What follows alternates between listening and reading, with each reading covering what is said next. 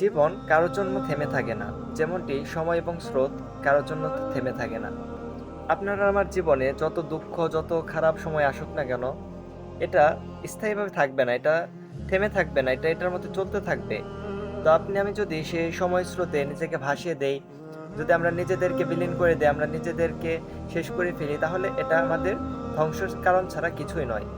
তবে আমরা যদি সময়ের স্রোতে গা না ভাসিয়ে নিজেরা রুখে দাঁড়াই, নিজেদের সময়টাকে ভালো সময়ের অপেক্ষায় থাকি, তাহলে অনেক কিছু পাওয়া সম্ভব, যা কিনা আমরা অনেক সময় চেষ্টা করি না। তো আসুন আমরা চেষ্টা করি সবসময় সময় স্রোতে না গা ভাসিয়ে একটু সময়ের স্রোতের বিরুদ্ধে রুখে দাঁড়াবার। খারাপ সময় যাচ্ছে, খারাপ সময়টা একটু ধৈর্য ধারণ করে ভালো সময়ের অপেক্ষা করে সুন্দর একটা সময়ের আশা করা। তো সময় এবং স্রোত কারোর জন্য যেমন থেমে থাকে না, জীবনটাও কারোর জন্য থেমে থাকবে না। হয়তো আপনার জীবনে কেউ ছিল, এখন নেই, বা কেউ আপনাকে কষ্ট দিয়েছে, কেউ আপনার কোনো অধিকার নষ্ট করেছে, আপনার কোনো চাহিদা নষ্ট করে দিয়ে চলে গেছে। তো এটা হচ্ছে কিছুক্ষণের জন্য, আপনার এই সময়টা ঠিকই চলে যাবে।